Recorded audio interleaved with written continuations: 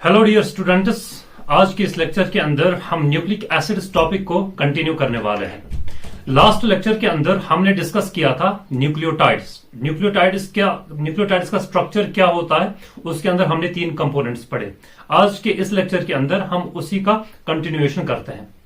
ठीक है, तो सबसे पहले देखो यहां पे अगर हम देखें, I will take the colour.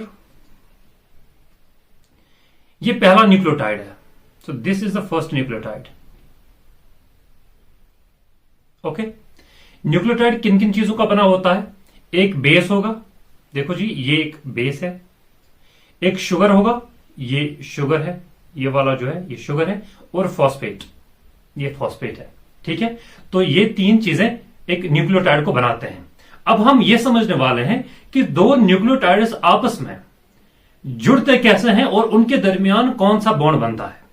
जब एक न्यूक्लियोटाइड, जैसे रेप्लिकेशन के अंदर होता है कि एक न्यूक्लियोटाइड के साथ दूसरा न्यूक्लियोटाइड जुड़ता है, उन 2 के दरमियान कौन सा बॉन्ड बनता है और कैसे बनता है, ये इस स्लाइड के अंदर हम पढ़ने वाले हैं। देखो, सबसे पहले यह है nucleotide number 1 and this is the nucleotide number 2। You have to remember the nucleotide contains 3 components. मैंने दोनों न्यूक्लियोटाइड्स के अंदर अपने अपने कंपोनेंट्स दिखाए हैं। इसके अंदर ये है this is the base, this is sugar, this is phosphate. इस न्यूक्लियोटाइड के अंदर this is base, this is sugar and this is phosphate. इसका मतलब है कंप्लीट न्यूक्लियोटाइड्स हैं। अब ये 2 न्यूक्लियोटाइड्स कैसे आपस में बॉन्ड बनाते हैं and what that bond is called. देखो जी, ये जो, I will take the different colour so that you can distinguish it. Okay, यहां मैं हाईलाइटर लेता हूं। आप देख सकते हो कि इस शुगर का 3' OH जो है, ये वाला, इस शुगर का जो 3' OH है, ये अटैक करेगा पहले न्यूक्लियोटाइड के अंदर। शुगर के अंदर 3' पे जो हाइड्रोक्सिल ग्रुप होता है, ये हमेशा अटैक करता है फॉस्फेट ग्रुप पे, जो कि अपकमिंग न्यूक्लियोटाइड के अंदर होता है। आप देख सकते हो कि इस शुगर का जो 3' OH है, ये वाला, इसने अटैक किया है फॉस्फेट पे, इस फॉस्फेट पे। असल में चूंकि यहां पे मैंने एक ही फॉस्फेट दिखाया है, you can see I have shown only 1 phosphate here. I have shown only 1 phosphate here. But आपको पता है कि एक न्यूक्लियोटाइड के साथ 3 फॉस्फेट जुड़े होते हैं, और इस फॉस्फेट के साथ असल में ये अल्फा फॉस्फेट है, इसके साथ बीटा फॉस्फेट भी जुड़ा होता है और गामा फॉस्फेट भी जुड़ा होता है। तो पहले न्यूक्लियोटाइड के अंदर जो शुगर के पास 3' हाइड्रोक्सिल ग्रुप होता है, ये अटैक करता है किसके ऊपर? ये अटैक करेगा इस फॉस्फेट के ऊपर। आप देख सकते हो कि जब फॉस्फेट पे अटैक किया गया, हमारे पास बीटा फॉस्फेट रिलीज हुआ और हमारे पास गामा फॉस्फेट रिलीज हुआ। असल में इस अल्फा फॉस्फेट के साथ, ये जो अल्फा फॉस्फेट है, इसके साथ जुड़ा था कौन कौन फॉस्फेट? बीटा और गामा।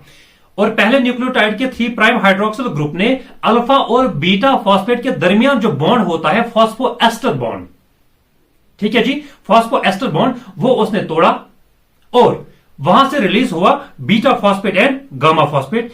और बीटा फॉस्फेट और गामा फॉस्फेट, इन 2 के पास कौन सा बॉन्ड होता है? इन 2 के पास बॉन्ड होता है phospho anhydride bond, phospho anhydride bond,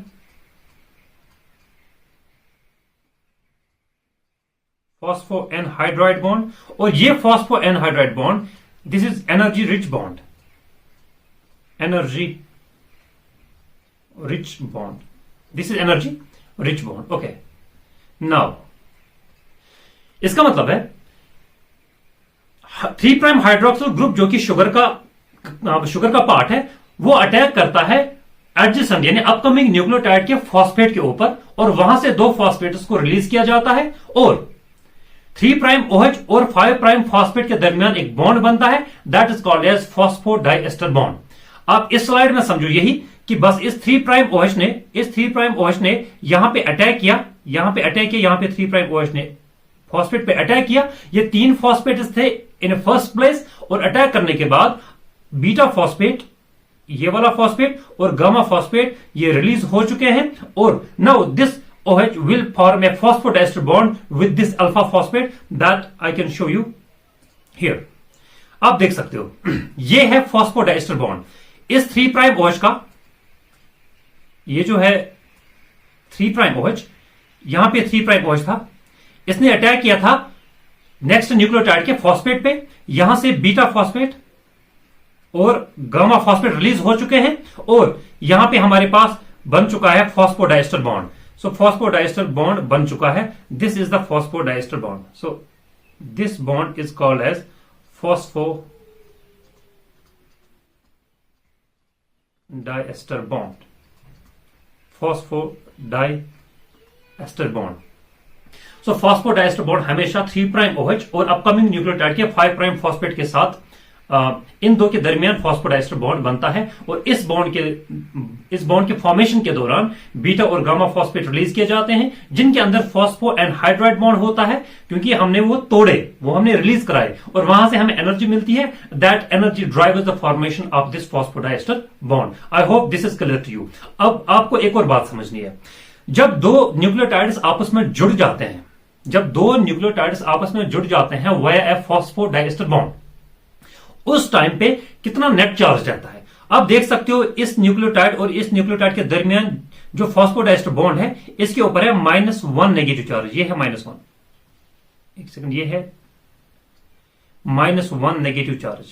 phosphodiester bond पे होता है -1 negative charge. This is the -1 negative charge in the phosphodiester bond जो कि कनेक्ट करता है दो न्यूक्लियोटाइड्स को। ठीक है, अब आपके लिए कुछ क्वेश्चन है। फॉर एग्जाम्पल मैं आपको बता देता हूं। फॉर एग्जाम्पल ब्लैक पेन लेता हूं। हमारे पास है एक polynucleotide, for example 5' phosphate phosphate phosphate. उसके बाद कोई न्यूक्लियोटाइड है, फॉस्फोडाइस्टर बॉन्ड के साथ जुड़ा है दूसरे न्यूक्लियोटाइड के साथ, ये फॉस्फोडाइस्टर बॉन्ड के साथ जुड़ा है दूसरे न्यूक्लियोटाइड के साथ। ठीक है, NPN PN। ठीक है, यहां पे है 3'। तो ये एक पॉलीन्यूक्लियोटाइड चेन है जिसके अंदर यहां पे 5' फॉस्फेट है और 5' साइड पे 3 फॉस्फेट जुड़े हैं। ये मैंने एक हाइपोथेटिकल पॉलीन्यूक्लियोटाइड चेन आपको दिया सो that you can calculate the net charge on it at the physiological pH। यह है 5' एंड और यह है 3' एंड। मुझे बताओ 5' एंड पे कितने फॉस्फेट्स हैं? 3 phosphates.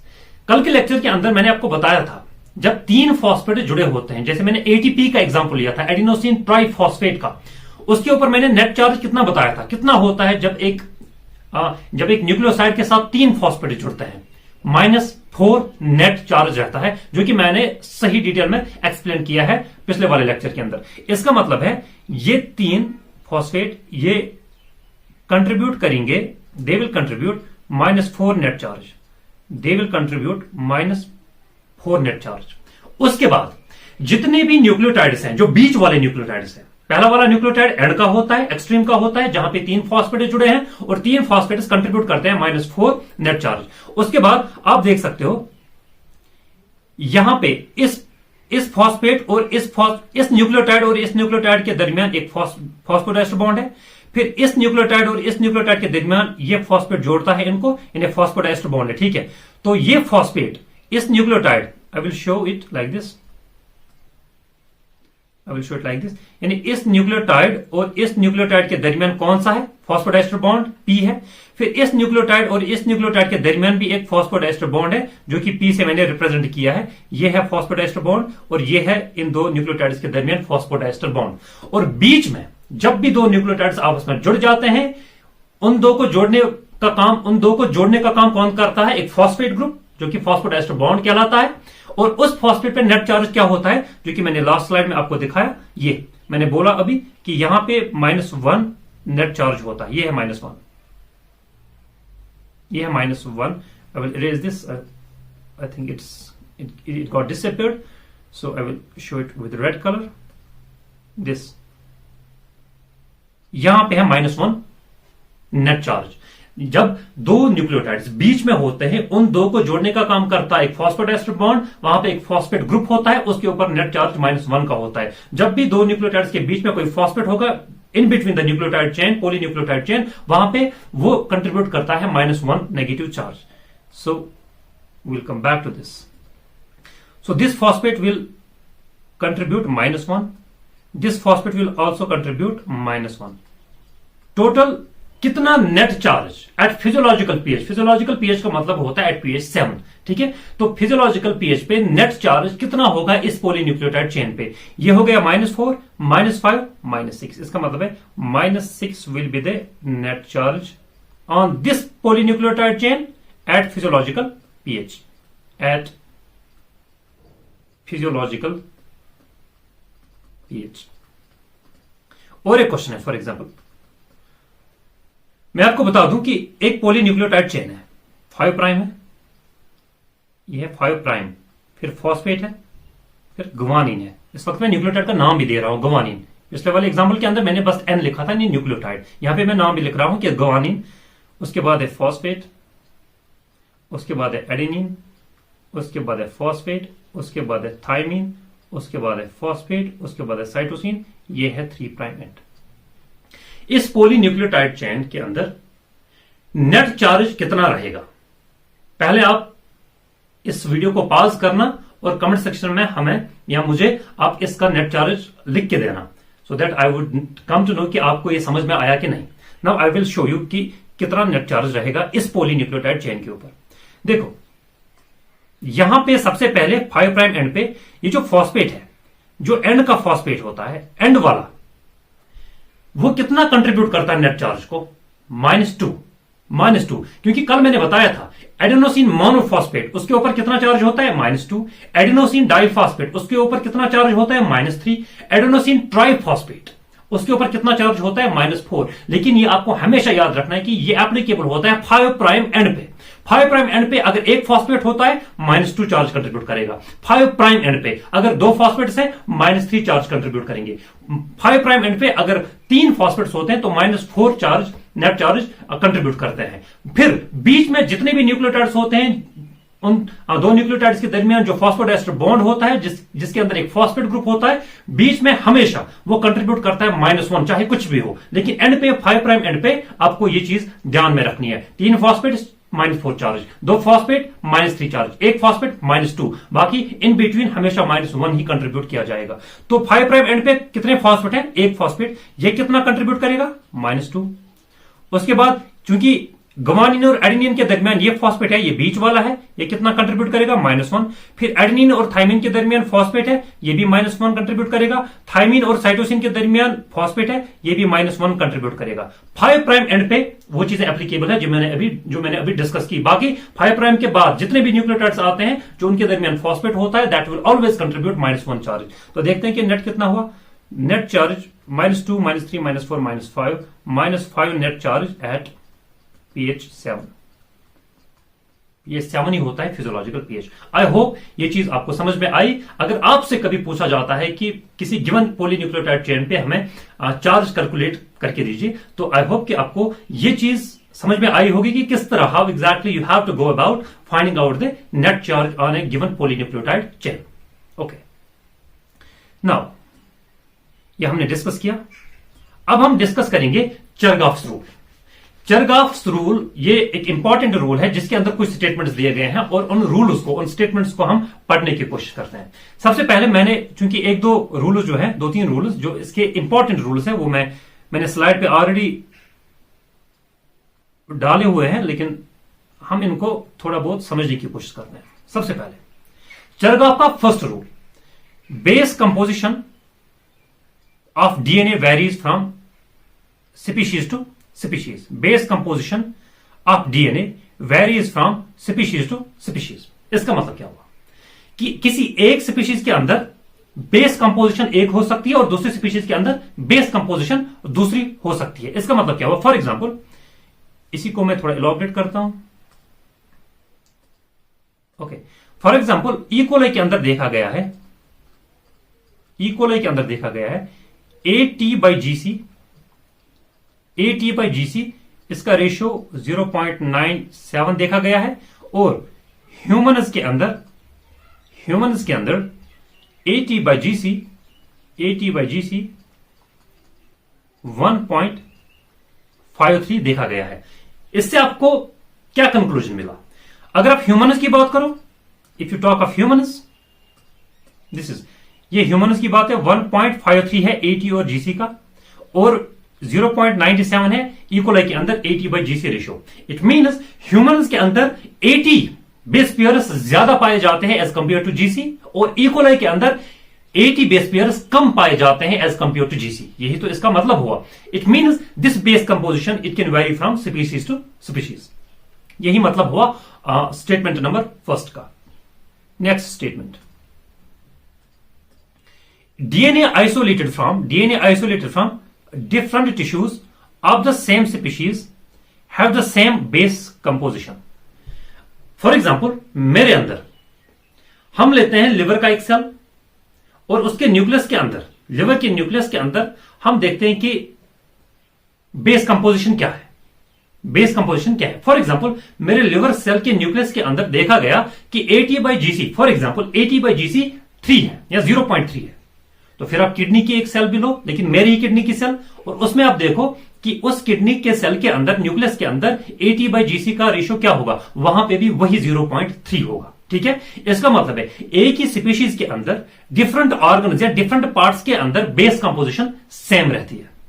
Point number third, in double stranded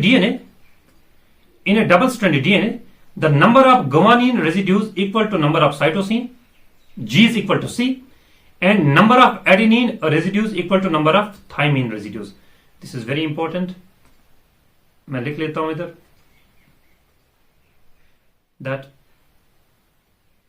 adenine is equal to thymine, and the number of adenine is equal to the number of thymine residues, and guanine residues, number of guanine residues is equal to number of cytosine residues. यहां से हम यह भी conclude कर सकते हैं कि purines is equal to pyrimidines. Puriness is equal to pyrimidines. Okay, I will come to that in a while.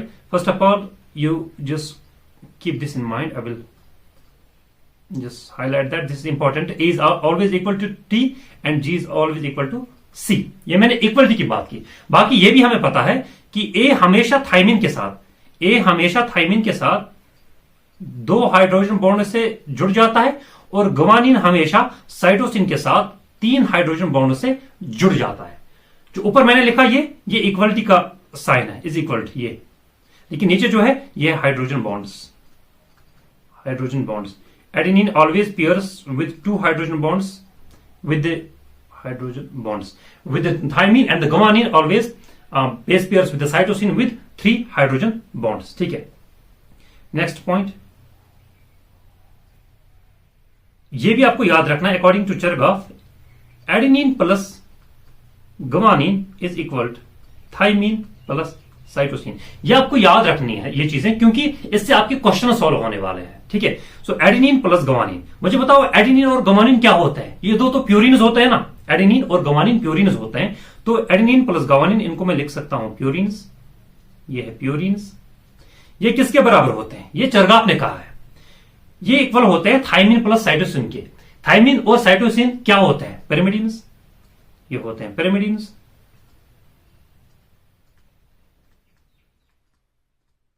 तो adenine plus guanine is equal to thymine plus cytosine, या मैं दूसरे लफ्जों में ऐसे कह सकता हूं कि purines is equal to pyrimidines. Purines equal to pyrimidines, क्योंकि एडेनिन प्लस गुआनिन प्यूरिन होते हैं, वो इक्वल होते हैं to the thymine plus cytosine, और थाइमिन प्लस साइटोसिन पिरिमिडिन्स होते हैं। ये चीजें दो चार चीजें आपको याद रखनी है, दिमाग में रखनी है। और हम एक क्वेश्चन लेते हैं और समझने की कोशिश करते हैं कि हमसे हो पाएगा ये क्वेश्चन कि नहीं। ये है एक क्वेश्चन है, एक डीएनए है, प्यूरिफाइड डीएनए है, जिसके अंदर 20 मोल% ऑफ साइटोसिन है। कितना है? साइटोसिन की कॉन्सेंट्रेशन कितनी है? 20%।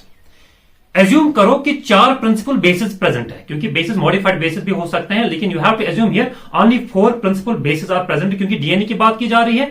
4 प्रिंसिपल बेसिस कौन होंगे? Adenine, guanine, cytosine and thymine. यही आपको एज्यूम करना है कि यही 4 प्रिंसिपल बेसिस प्रेजेंट है इन द प्यूरिफाइड डीएनए, जिसके अंदर साइटोसिन की कॉन्सेंट्रेशन है 20 मोल%। What we have to calculate?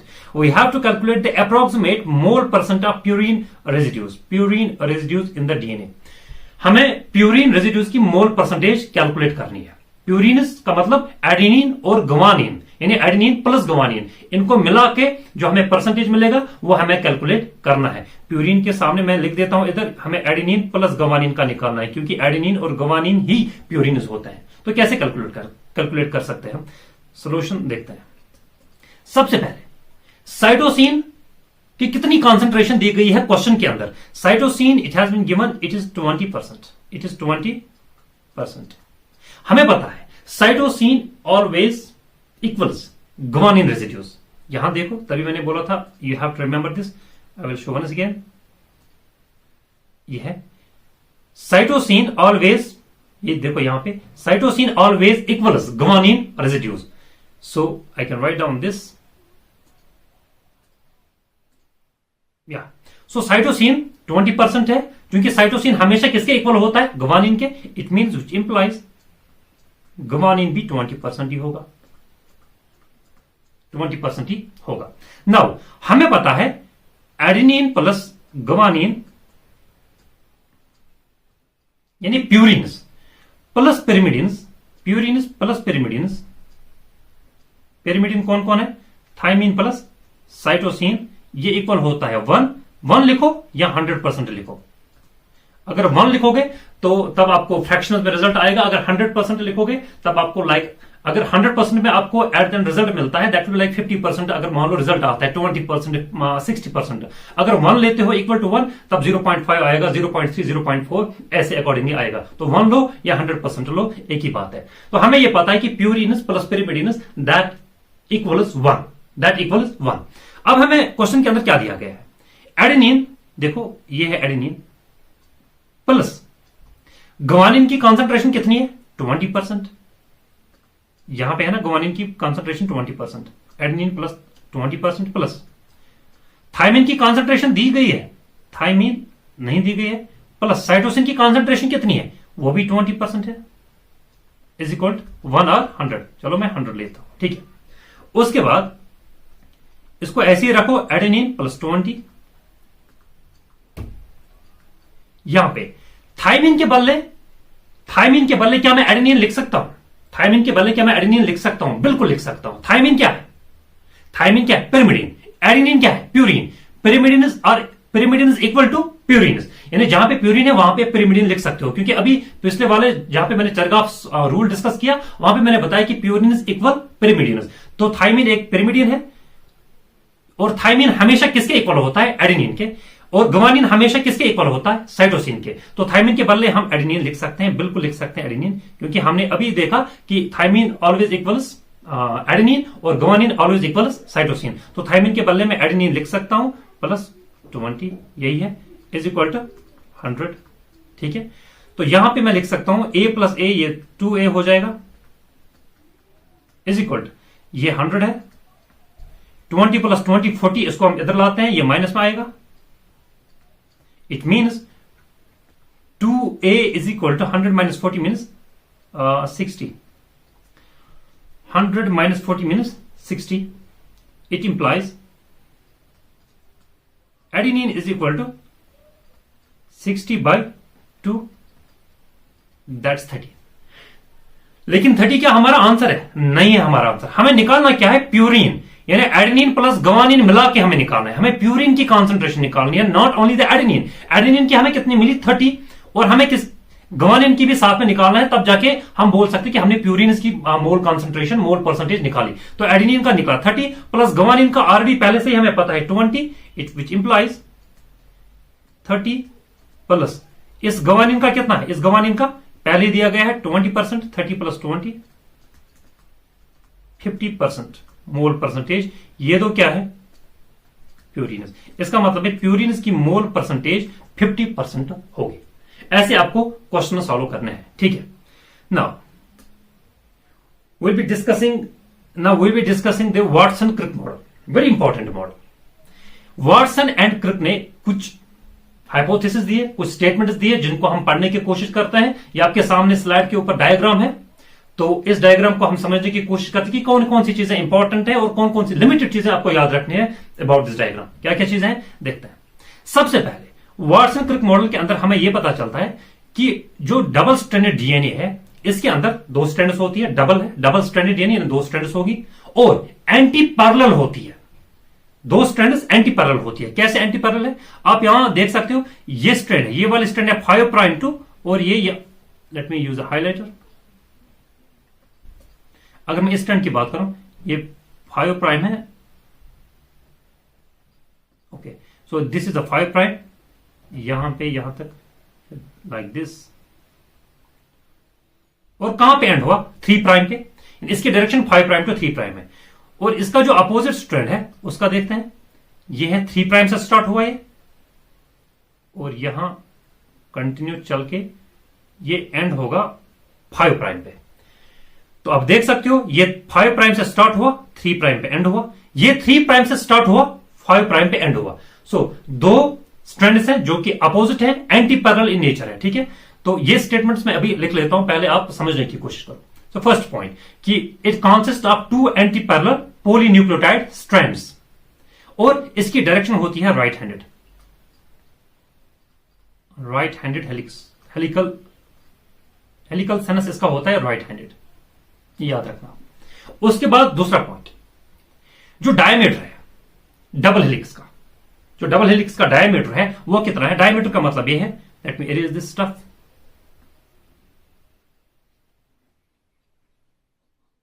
Okay. Now diameter का मतलब क्या है, देखो यहां से यहां तक जो है, ये इस डबल हेलिकल स्ट्रैंड का डायमीटर कहलाता है, और डबल स्ट्रैंडेड डीएनए का डायमीटर, याद रखना, ये जो मैं वाटसन एंड क्रिक मॉडल आपको पढ़ा रहा हूं, ये बी डीएनए है, कीप इट इन माइंड, क्योंकि फर्दर हम ए डीएनए पढ़ने वाले हैं, जेड डीएनए पढ़ने वाले हैं। वाटसन क्रिक ने जो मॉडल दिया है उसमें उन्होंने बी डीएनए को डिस्क्राइब किया है। So we are talking about the B DNA. जितने भी कैरेक्टर्स में बोलूंगा ये बी डीएनए के कैरेक्टर्स होंगे, not A DNA, not Z DNA. तो इसका डायमीटर कितना होता है, 20 एंगस्ट्रॉम। 20 एंगस्ट्रॉम को ही हम अगर नैनोमीटर्स में कन्वर्ट करें, 2 nanometer. So the diameter of this polynucleotide, which is composed of the 2 strands which are anti-parallel in nature, its diameter is 20 angstrom or 2 nanometer. First point about this. Next, आप देख सकते हो इधर, let me show you by this color.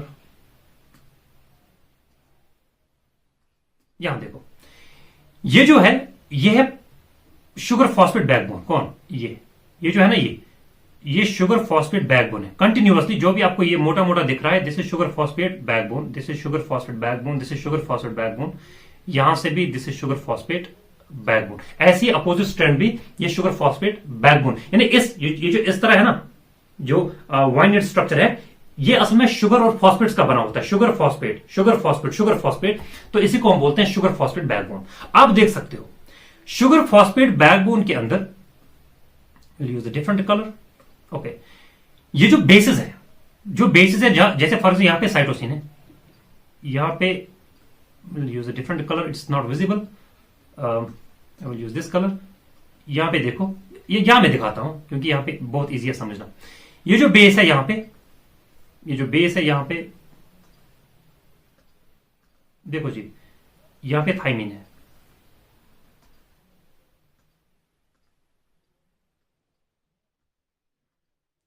यहां पे thymine है, ठीक है। यहां पे मैं जो दिखा रहा हूं ये थाइमिन है, और साइटोसिन के साथ कौन जुड़ा है, गवानीन है। आप देख सकते हो ये जो है, ये वाला जो मैं ब्लैक से रिप्रेजेंट कर रहा हूं, ये शुगर फॉस्फेट बैकबोन है, दिस इज, ये जो है शुगर फॉस्फेट बैकबोन है। और जो बेसिस है, जैसे ये एडेनिन है, जैसे सबसे पहले साइटोसिन है, ये बेसिस इस शुगर फॉस्फेट बैकबोन को 90 डिग्री में लाई करता है। आप देख सकते हो ये जो साइटोसिन है, it lies at the perpendicular. अगर ये शुगर फॉस्फेट बैकबोन है, इधर है ना साइटोसिन, अगर यही शुगर फॉस्फेट बैकबोन है, यहां पे है ना एडेनिन, इसका मतलब है जो बेसिस हैं ये एट 90 डिग्री लाई करते हैं, एट राइट एंगल्स लाई करते हैं with respect to the sugar phosphate backbone, because this is sugar phosphate backbone, और यहां पे बेस लाई करती है। देखो एंगल कितना है, 90 degree. So the bases, nitrogenous bases, they lie at 90 degree, they lie at right angles with respect to the sugar phosphate backbone. ये भी वाटसन क्रिक मॉडल का एक पोस्टुलेट है। सो आई विल इरेज दिस। तो 3 चीजें आपने सीख ली, अब और चीजें सीखने की कोशिश करते हैं। नेक्स्ट पॉइंट, आप ये देख सकते हो एक टर्म है यहां से यहां तक, जैसे डायग्राम के अंदर दिया गया है, यहां से यहां तक एक टर्न है। इसका मतलब है अगर आप यहां से स्टार्ट करते हो फिर यहां तक जाते हो, then you come back up to this this completes the one entire turn. और एक टर्न के अंदर 10.5 बेस पेयर्स होते हैं। You have to remember this, 10.5 base pairs एक टर्न में होते हैं। किस डीएनए के अंदर? बी फॉर्म ऑफ डीएनए के अंदर, क्योंकि हम बी डीएनए डिस्कस कर रहे हैं। सो इस टर्न के अंदर 10.5 बेस पेयर्स पर टर्न होंगे, 10.5 बेस पेयर्स पर टर्न होंगे। So this is also now understood to you. Next point, जो एक टर्न है, जितना मैंने दिखाया अभी, ये जो एक टर्न है यहां से यहां तक, एक टर्न जब डीएनए लेता है, डबल स्ट्रैंडेड डीएनए, एक टर्न में कितना डिस्टेंस लेता है? ये बताओ, how much distance is required to complete one turn? You have to remember it is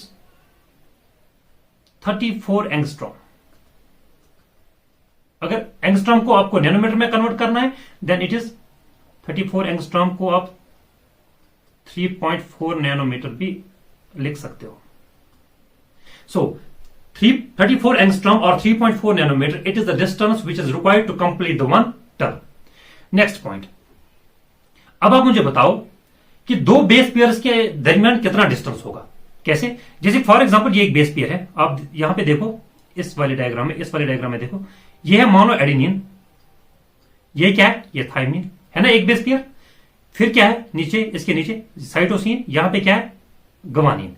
यानी इस बेस पेयर और इस बेस पेयर के दरमियान आपको डिस्टेंस निकालनी है, वो गिवन है, वो होता है, यानी दो बेस पेयर्स के दरमियान जो डिस्टेंस होता है, दैट इज 3.4 एंगस्ट्रॉम। 3.4 एंगस्ट्रॉम अगर नैनोमीटर में कैलकुलेट करो, then it is 0.34 nanometer. It is 0.34 nanometer. दो बेस पेयर्स के दरमियान जो डिस्टेंस होती है 3.4 एंगस्ट्रॉम और 0.34 नैनोमीटर। और इस डबल हेलिक्स के अंदर माइनर ग्रूव्स होते हैं और मेजर ग्रूव्स होते हैं। आप देख सकते हो, ये है major groove, I will show you, this is the major groove, यानी ये जो है ना, ये वाला area, this is the major groove जो मैंने हाईलाइट किया, this is the major groove. और माइनर ग्रूव देखो, छोटा सा है एक, यहां पे माइनर ग्रूव है। मेजर ग्रुप और माइनर ग्रुप पाए जाते हैं बी डीएनए के अंदर। ऑल्दो ये ए डीएनए में भी होता है, जेड डीएनए में भी होता है, लेकिन बी डीएनए जो कि रियल फॉर्म ऑफ डीएनए है, जो हमारे बॉडी के अंदर यानी सेल्स के अंदर पाया जाता है, ऑल्दो ए डीएनए और जेड डीएनए जो कि अभी हम डिस्कस करने वाले हैं, वो थोड़ा रियर केसेस में देखने को मिलते हैं। यहाँ फिजियोलॉजी के अंदर, फिजियोलॉजिकल कंडीशन में वो मिलते ही नहीं है, डिस्कस करेंगे अभी। लेकिन आपको याद रखना है कि बीडीएनए के अंदर मेजर ग्रुप भी होगा, माइनर ग्रुप भी होगा, और इन मेजर ग्रुप्स और माइनर ग्रुप्स के अंदर नाइट्रोजनस बेसिस होते हैं जो कि आपस में जुड़े होते हैं with the help of hydrogen bonding. ठीक है, तो अब हम कुछ और बातें करते हैं। सो वाटसन एंड क्रिक मॉडल के अंदर बस 5-6 पॉइंट्स हैं, 5 इंपॉर्टेंट पॉइंट्स हैं जो कि आपको याद रखने हैं। आई होप मैंने आपको वो क्लियर किया। अब हम पढ़ते हैं stability of the DNA. Stability of DNA की स्टेबिलिटी किसकी वजह से होती है? सबसे पहले stability, it is due to the hydrogen bonds. Hydrogen bonds, हमें पता है एडेनिन हमेशा 2 हाइड्रोजन बॉन्ड से थाइमिन के साथ जुड़ता है, और गुआनिन हमेशा 3 हाइड्रोजन बॉन्ड से साइटोसिन के साथ जुड़ता है। ये हाइड्रोजन बॉन्डिंग ये स्टेबिलिटी प्रोवाइड करता है to the double stranded DNA, क्योंकि ये जो बॉन्ड्स है ये कनेक्टेड रखते हैं इन दो बेसिस को। ठीक है जी, इससे इस डबल स्ट्रैंडेड डीएनए के अंदर स्टेबिलिटी आ जाती है। सबसे पहला कारण जिससे डीएनए स्टेबल रहता है, that is hydrogen bonds between the nitrogenous bases. यहां पे आपको ये याद रखना है, जो जीसी है, यानी किसी डीएनए के अंदर GC rich DNA is more stable. GC rich DNA is more stable than that DNA which contains majority of the AT rich sequences. क्योंकि GC के अंदर 3 हाइड्रोजन बॉन्ड्स होते हैं, 3 हाइड्रोजन बॉन्ड्स को तोड़ना इसमें ज्यादा एनर्जी लगेगी देन दो हाइड्रोजन बॉन्ड्स को तोड़ना। अगर एटी है किसी डीएनए के अंदर ज्यादा, इसका मतलब है कम एनर्जी लगेगी तोड़ने में। अगर जीसी है ज्यादा किसी डीएनए के अंदर, ज्यादा एनर्जी लगेगी तोड़ने में इन हाइड्रोजन बॉन्ड्स को। तो हमेशा जिस डीएनए के अंदर जीसी रिच नाइट्रोजन बेसिस होते हैं, ज्यादा जीसी बेस पेयर्स होते हैं, वो डीएनए ज्यादा स्टेबल होता है। नेक्स्ट पॉइंट जो कि स्टेबिलिटी प्रोवाइड करता है to the DNA, that salt. Salts, कौन कौन सा सॉल्ट? लाइक फॉर एग्जांपल हमारे पास है सोडियम क्लोराइड, हमारे पास है अमोनियम सल्फेट, एटसेट्रा। अब आप सोच रहे होंगे कि सोडियम क्लोराइड, अमोनियम सल्फेट ये कैसे डीएनए को स्टेबलाइज करेंगे? देखो कैसे करते हैं। जब सोडियम क्लोराइड टूट जाता है, what does it give us? Monovalent Na+, NaCl negative भी देता है, लेकिन we have to focus on the cations Na+, और यहां पे जब ये डिसोसिएट होता है, it will give NH4 positive, NH4 positive, monovalent cations. ठीक है, सो दे प्रोवाइड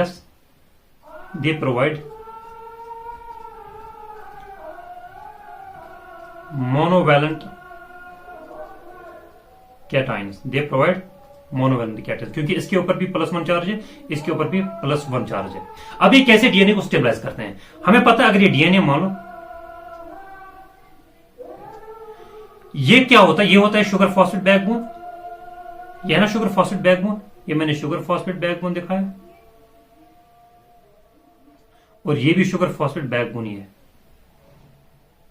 और बीच में क्या होते हैं? Nitrogenous bases. फॉर एग्जांपल अगर यहां पे एडेनिन है, ये जुड़ेगा थाइमिन के साथ, अगर यहां पे साइटोसिन है, ये जुड़ेगा 3 हाइड्रोजन बॉन्ड्स के थ्रू गुवानिन के साथ।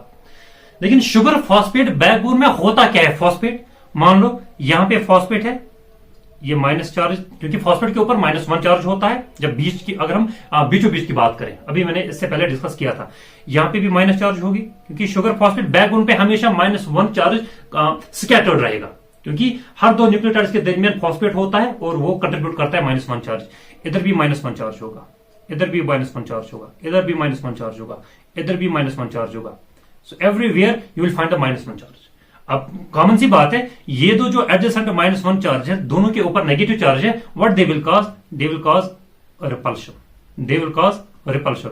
अगर रिपल्शन होगी तो स्टेबिलिटी होगी, नहीं तो रिपल्शन से हमेशा डीएनए डिस्टेबलाइज हो जाएगा। अब कैसे साल्ट्स इसको स्टेबलाइज करते हैं? आप देख सकते हो, ये जो सोडियम है, सोडियम प्लस, ये जो सोडियम प्लस है, सोडियम प्लस जब इसके पास आएगा, सोडियम प्लस ये है, अगर सोडियम प्लस इस -1 के साथ जुड़ जाता है, यानी साल्ट सोडियम क्लोराइड जो है, इससे जो मोनोवैलेंट कैटायन रिलीज हो जाएगा Na+, वो इस माइनस नेगेटिव चार्ज को शील्ड करेगा। यहां पे भी मानो Na+ जुड़ गया, यहां पे भी Na+ जुड़ गया, किसी जगह पे NH4+ जुड़ गया, यहां पे NH4+ जुड़ गया। It means these monovalent cation which possess the +1 charge, they are shielding the negative charge of the sugar phosphate backbone, therefore they prevent the repulsive forces which occur normally between the adjacent phosphates in the sugar phosphate backbone। तो ये positively charge species जो है, ये negatively charge species को shield करते हैं और repulsion को प्रिवेंट करते हैं। इस तरीके से salts DNA, double stranded DNA को स्टेबलाइज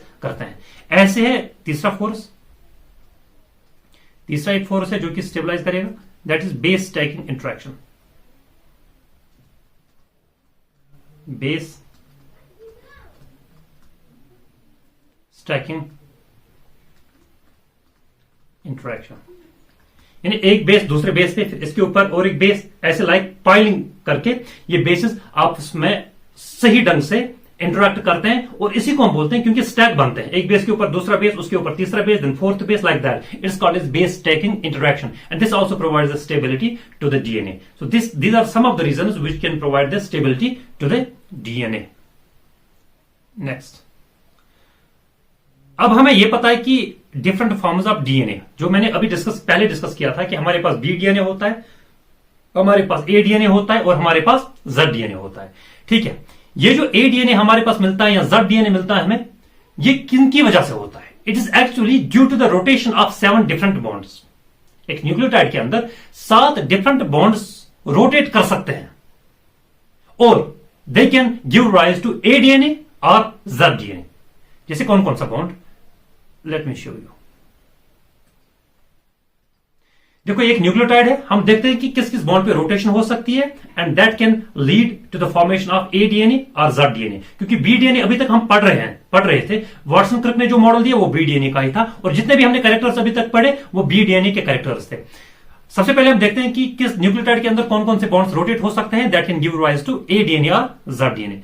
देखो ये है पहला वाला बॉन्ड, ये रोटेट हो सकता है, देन ये बॉन्ड भी रोटेट हो सकता है, देन ये बॉन्ड भी रोटेट हो सकता है, ये बॉन्ड भी रोटेट हो सकता है, this bond can also rotate, this bond can also rotate, and this bond can also rotate. 1 2 3 4 5 6 7, देखो 1 2 3 4 5 6 7, ये 7 बॉन्ड्स रोटेट कर सकते हैं, and their rotation can lead to the formation of A DNA और Z DNA। बस इतना सा याद रखो कि 7 डिफरेंट बॉन्ड्स की रोटेशन की वजह से पॉसिबल होता है A DNA का बनना और Z DNA का बनना। कभी कभार हो सकता है क्वेश्चन में आ जाए स्टेटमेंट में, तो तब आपको ये आसानी से आ जाएगा।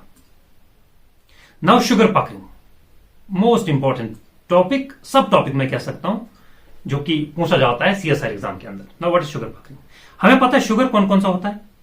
यहां तो राइबोस होता है हमारे पास शुगर, यहां डीऑक्सीराइबोस, यहां डीऑक्सीराइबोस। आपको याद रखना है न्यूक्लिक एसिड्स ऑप्टिकली एक्टिव होते हैं। क्यों? क्योंकि न्यूक्लिक एसिड्स के अंदर न्यूक्लियोटाइड्स होते हैं और न्यूक्लियोटाइड्स के अंदर शुगर्स होते हैं। यू हैव टू रिमेंबर, मैंने आपको आइसोमेरिज्म के अंदर डिटेल में पढ़ाया है। I won't repeat that. Isomerism के अंदर मैंने आपको डिटेल में पढ़ाया है कि शुगर्स के अंदर किस तरीके से वो आइसोमेरिज्म दिखा सकते हैं, क्योंकि इन शुगर्स के अंदर कायरल कार्बन होते हैं। ऐसे राइबोस एक पेंटोस शुगर है, डीऑक्सीराइबोस एक पेंटोस शुगर है, इनके अंदर कायरल कार्बन होते हैं, और these sugars are the reasons for the nucleic acids to show optical activity. तो अगर शुगर्स ऑप्टिकल एक्टिविटी दिखाते हैं, it is just mere because of the sugars ribose और डीऑक्सीराइबोस। सो लिख देता हूं मैं इधर, provide optical activity to the nucleic acids, optical activity to nucleic acids। अब ये शुगर्स ये प्लानर नहीं होते हैं, these are not planar,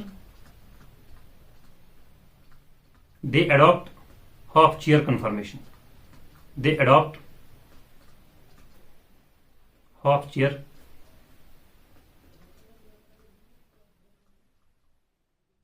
confirmation. अब मैं एक शुगर बनाता हूं इधर।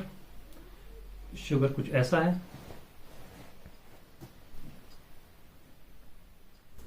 ये है 5, ये है 1 prime carbon, carbon 2, carbon 3, carbon 4 and carbon 5। इनको हम प्राइम बोलते हैं। So 3 prime carbon, 4 prime carbon and 5 prime carbon. देखो हमें यहां पे एक चीज समझनी है, that is endo conformation and exo conformation. Endo conformation क्या होती है? ये जो रिंग है, ये इसमें आप देख सकते हो 5 एटम्स है इस रिंग के अंदर। इस रिंग के अंदर 5 एटम्स है, यू कैन सी दैट। और इन 5 एटम्स में जिसमें कौन कौन सा एटम है? कार्बन 1 2 3 4 और एक ऑक्सीजन एटम है। जो कार्बन 5 है, 5 प्राइम कार्बन है, वो आप देख सकते हो वो आउट ऑफ द प्लेन है, वो आउट ऑफ द प्लेन है क्योंकि वो इस रिंग से बाहर है।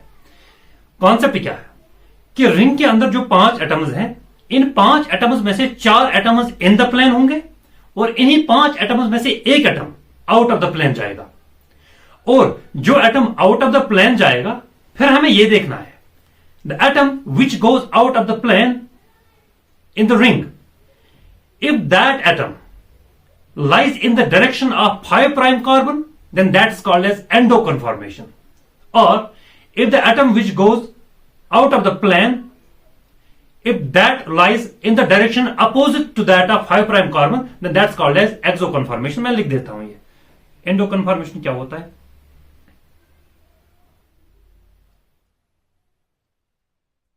If out of plane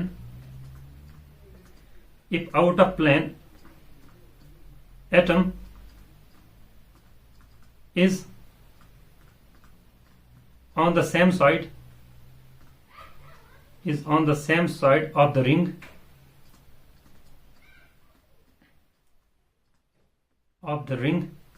as C5 carbon.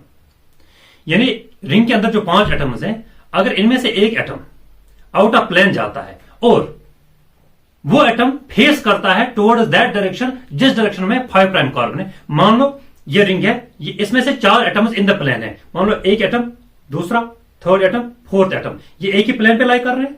मान लो 5 प्राइम, ऐसे मान लो ये 5 प्राइम कार्बन है, ये आउट ऑफ द प्लेन पहले से ही था। रिंग के अंदर कितने एटम्स इन द प्लेन है? 1 2 3 4। और रिंग के अंदर ही जो एक एटम होगा वो आउट ऑफ प्लेन जाएगा। अब आउट ऑफ प्लेन जाने वाला एटम अगर उसकी डायरेक्शन सेम रही as that of the 5 prime carbon, क्योंकि ये 5 प्राइम कार्बन की डायरेक्शन है, ये अबव द प्लेन है, अगर वो एटम जो आउट ऑफ प्लेन जा रहा है रिंग में से, अगर उसकी भी डायरेक्शन सेम रही as that of the 5 prime carbon, then that atom will be called having this endo conformation. अब इस रिंग के अंदर अगर कोई atom out of the plane जाता है लेकिन उसकी डायरेक्शन इस वक्त अपोजिट डायरेक्शन में रहता है with respect to the 5 prime carbon. 5 prime carbon की डायरेक्शन क्या है? ये है इसकी डायरेक्शन, लेकिन रिंग में से जो एटम आउट ऑफ प्लेन जा रहा है उसकी डायरेक्शन कुछ ऐसे है, नीचे जा रहा है। ये देखो this finger, this, so this direction is opposite to that of the direction of the 5 prime carbon. This is 5 prime carbon. So this atom which is out of the plane in the ring that has a direction opposite to that of the 5 prime carbon, then that conformation is called as exo conformation. So पहला था endo conformation, next is exo conformation. इसमें आपको सिर्फ एक word change करना है, that is opposite to that of the C5 यानी carbon number 5 जिसको हम प्राइम बोलते हैं। So endo conformation is if out of the plane atom in the ring is on the same side of the ring as C5 prime. Exo conformation if out of the plane atom is on the different side of the ring as C5 prime. So ये endo conformation और exo conformation। अब हम यहां पे देखते हैं B DNA के अंदर हमें दो कन्फॉर्मेशन या डीएनए के अंदर चाहे ए जेड और बी हमें दो कन्फॉर्मेशन पढ़नी होती है। एक होता है एंडो कन्फॉर्मेशन, लेकिन एक्सो कन्फॉर्मेशन चूंकि एग्जाम्स के अंदर नहीं पूछा जाता है। If you will take the last 10 years of paper you will never see a question on the exo conformation, they always ask about the endo conformation. तभी मैंने यहां पे एंडो कन्फॉर्मेशन की स्ट्रक्चर्स ली है और हमें देखना है कि C3 एंडो का मतलब क्या है और C2 एंडो का मतलब क्या है। यही दो चीजें बी ए जेड डीएनए के अंदर रिवॉल्व करते हैं। तो देखते हैं क्या होता है। C3 सबसे पहले C3 endo. So what does C3 endo mean? Ring के अंदर जो अभी मैंने बताया उसमें 4 एटम्स इन द प्लेन होंगे, एक atom out of the plane है। तो वो कौन सा एटम है? अभी C3 यानी 3 prime carbon out of the plane है। अब C3 एंडो है, इसका मतलब क्या है कि रिंग के अंदर carbon number 3 which is out of the plane and that has the same direction, that lies in the same direction as that of the 5 prime carbon. ठीक है, ये देखो आप, ये है C3 कार्बन, ये आउट ऑफ द प्लेन गया है। ये देखो C5 प्राइम, आप देखो एक ही डायरेक्शन में, ये भी इसी डायरेक्शन में और ये भी इसी डायरेक्शन में, तभी हम बोलते हैं इसको C3 endo conformation. I hope आपको ये समझ में आया। दूसरी कन्फर्मेशन होती है C2 एंडो कन्फर्मेशन। यहां पे देखो ये कार्बन नंबर 2 है, ये भी इसी डायरेक्शन के अंदर आउट ऑफ प्लेन है। कार्बन नंबर 5 ये आउट ऑफ प्लेन पहले से ही था, तो एक ही डायरेक्शन के अंदर लाई करते हैं आउट ऑफ द प्लेन। तो इसको हम कहते हैं C2 एंडो कन्फर्मेशन। पहले में क्या है? C3 और C5 ये आउट ऑफ प्लेन है, तो C3 5 को आपको कंसिडर नहीं कर रहा, वो पहले से आउट ऑफ प्लेन होता है, इधर C3 और C2। सो पहले में C3 एंडो कन्फर्मेशन, इसमें C2 एंडो कन्फर्मेशन। दूसरे वाले में देखो C2 एंडो कन्फर्मेशन में जो कार्बन नंबर 3 है, अब देखो वो डाउन द प्लेन है। इस वक्त डाउन द प्लेन में नहीं, डाउन द प्लेन नहीं कहना चाहिए, इन द रिंग है, इन द प्लेन है, लेकिन एक एटम बाहर निकला है, that is C2 carbon and that lies in the same direction as that of the C5। ये देखो ये एंड ये, this is called as C2 endo conformation.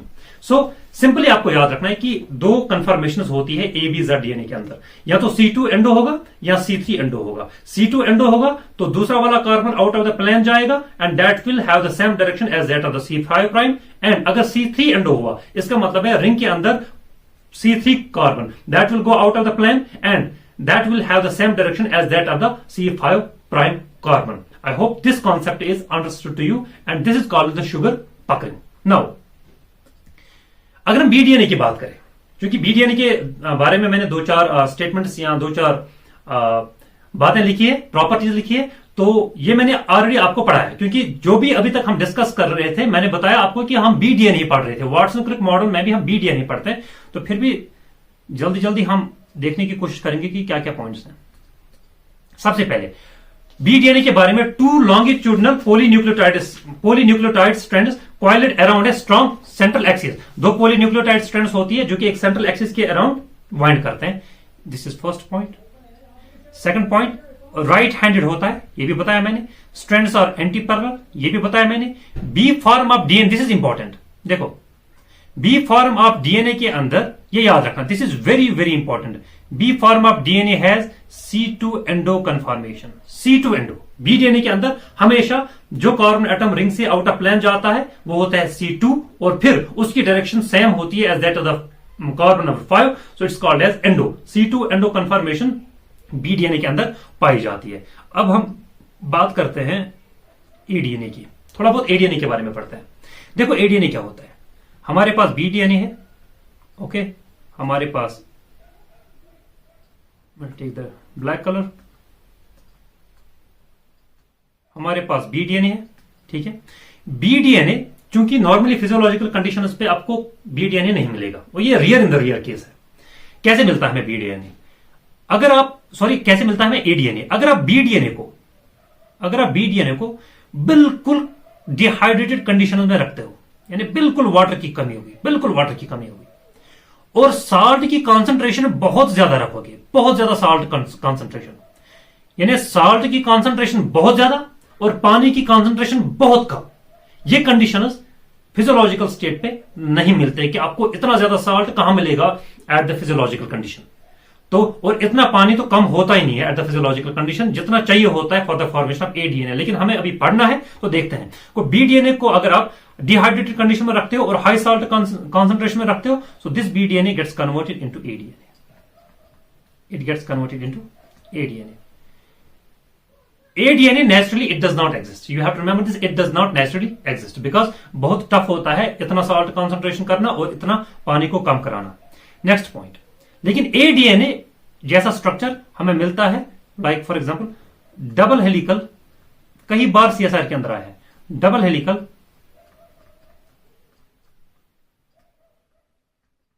DNA RNA hybrid. कभी कभार हमारे पास होता है DNA और RNA का हाइब्रिड, यानी एक स्ट्रैंड डीएनए का एक स्ट्रैंड आरएनए का।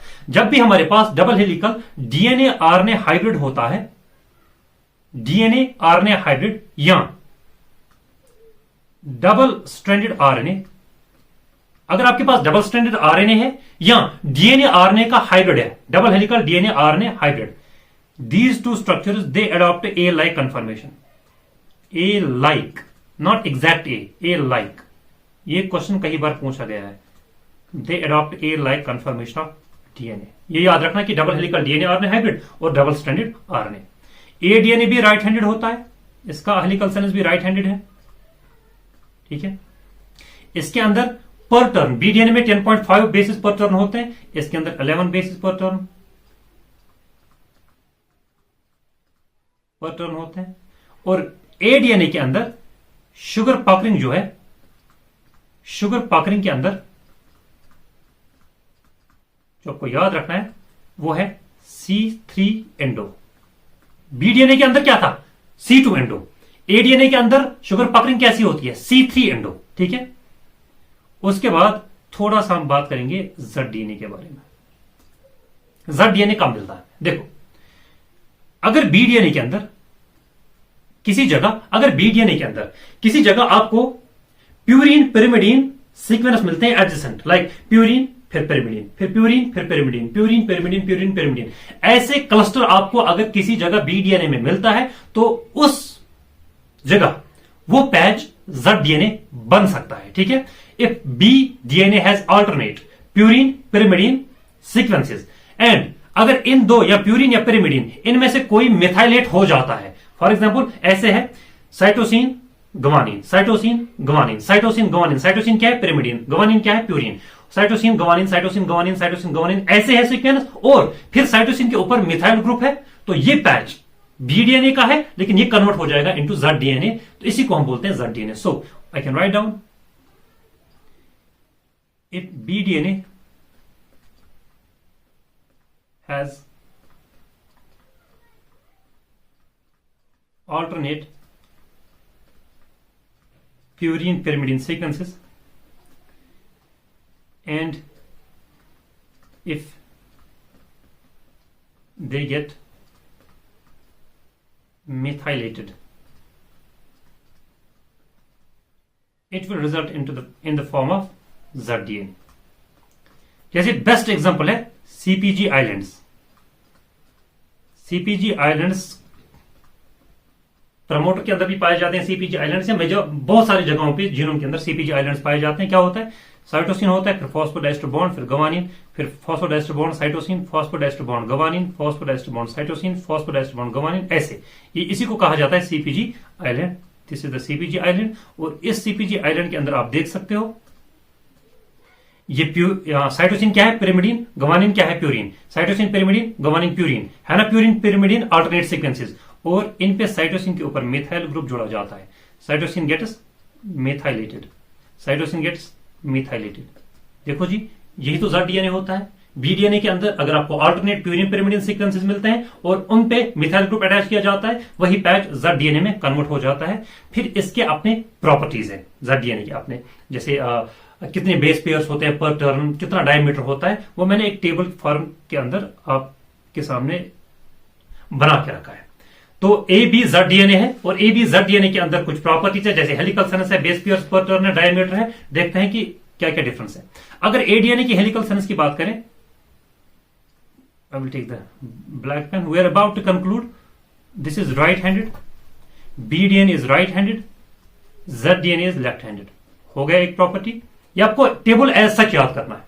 बेस पेयर्स पर टर्न, ADNA के अंदर 11 बेस पेयर्स पर टर्न होते हैं, BDNA के अंदर 10.5 बेस पेयर्स पर टर्न होते हैं, और ZDNA के अंदर 12 बेस पेयर्स पर टर्न होते हैं। उसके बाद है डायमीटर।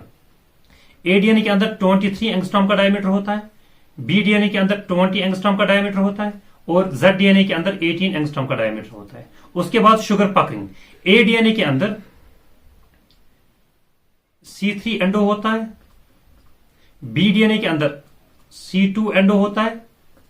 ZDNA के अंदर यू हैव टू रिमेंबर थोड़ा सा डिफरेंस है। ZDNA के अंदर अगर प्यूरिन्स हुए, प्यूरिन्स में होता है C3 एंडो, ZDNA के अंदर की बात कर रहा हूं, और पिरिमिडिनस के अंदर होता है C2 endo. This is very very important. ZDNA के अंदर अगर प्यूरिन्स हुए तो C3 एंडो कन्फर्मेशन होगी शुगर पकिंग में, और अगर पिरिमिडिनस हुए तो C2 एंडो कन्फर्मेशन होगी। ग्लाइकोसिडिक बॉन्ड बताया था मैंने, anti glycosidic bond is more favoured in the nucleic acids. ADNA के अंदर एंटी ग्लाइकोसिडिक बॉन्ड देखने को मिलता है, BDNA के अंदर भी एंटी, लेकिन ZDNA के अंदर अगर पिरिमिडिनस हुए तब एंटी ग्लाइकोसिडिक बॉन्ड होगा, लेकिन अगर प्यूरिनस हुए तब सिन ग्लाइकोसिडिक बॉन्ड मिलता है। तो ZDNA के अंदर you have to be very cautious, क्योंकि इसमें कुछ डिफरेंसेस हैं। उसके बाद है मेजर ग्रूव ए के अंदर, यह होता है नैरो एंड डीप। जो मेजर ग्रूव मैंने आपको बताया था वाटसन क्रिक मॉडल के अंदर, वो नैरो होता है और डीप होता है, ठीक है। और BDNA के अंदर कैसा होता है, wide and intermediate depth. ZDNA के अंदर होता है, मेजर ग्रूव की बात कर रहा हूं, shallow and flat. Last point, minor groove ADNA के अंदर यह होता है शैलो एंड वाइड,